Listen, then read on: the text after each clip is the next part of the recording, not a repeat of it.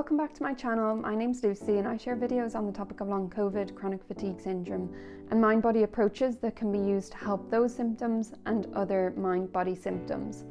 I also offer coaching to people who are interested in applying this approach to their own recovery and need some support doing that. Today's video, I'm talking about the question, when symptoms get bad, should you look for an emotional trigger or should you use acceptance that the symptoms are there? And I think this is a really good question, an area that can be helpful to think about and reflect on. What I share in this video is based on my own personal experience. I'm not sharing medical or mental health advice. So when symptoms increase, sometimes we'll say to ourselves, okay, I know why this is happening. These are mind-body symptoms and I can accept that I'm okay, my body is okay, I'm safe, these symptoms aren't dangerous, and they will go with time. They are mind-body symptoms and they're not going to last forever. That I'm safe and I'm okay. This response, whilst it's actually quite difficult to respond in this way and take some time and practice, is really helpful for breaking the cycle of chronic symptoms. Because once our brain stops fearing the symptoms and feels safe with having the symptoms, it can stop part of that vicious cycle that can happen when we are constantly feeling fearful of symptoms and when we feel a sense of threat and danger.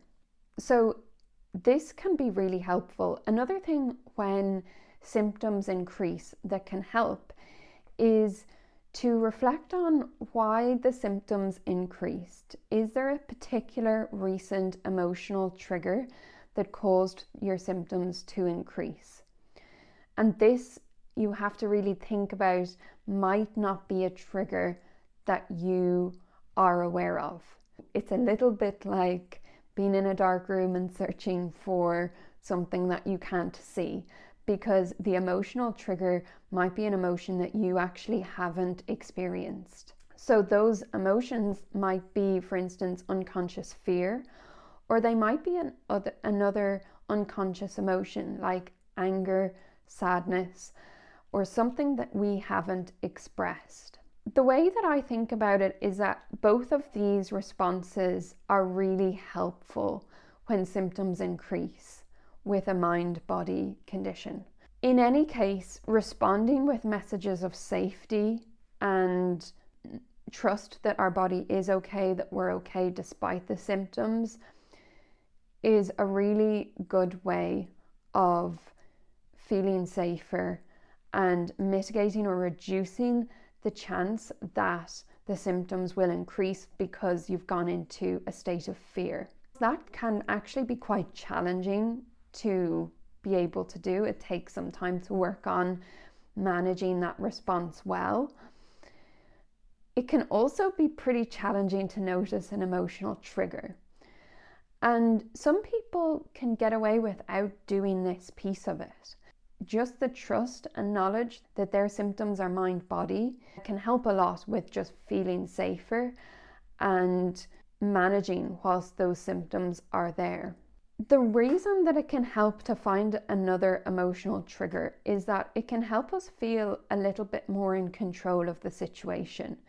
Because if we can really identify the reason why our symptoms increased, it can help us feel like we know what's happening, we're in control of the situation, and it gives us an opportunity to reflect on what the trigger was and express any emotion that might be related to that emotional trigger that maybe we didn't fully express. So I can give a recent example of a situation where I had a symptom.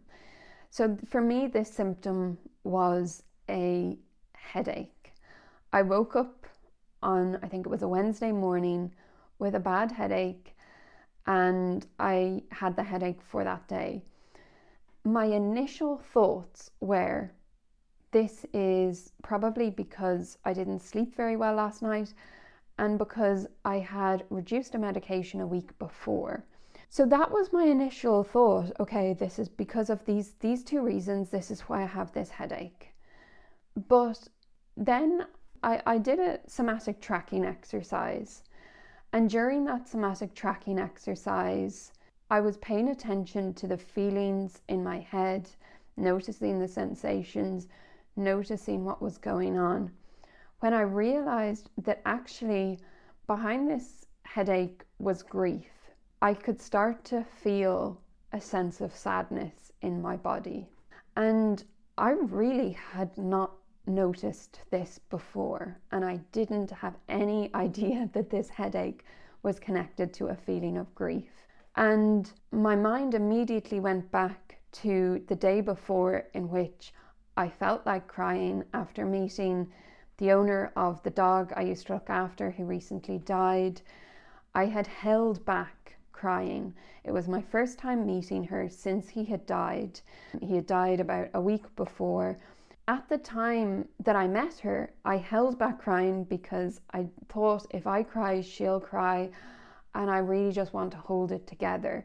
What was interesting was, at the same time, a part of me said, actually, I think your grief is gone. Like, I don't think you're sad about this anymore.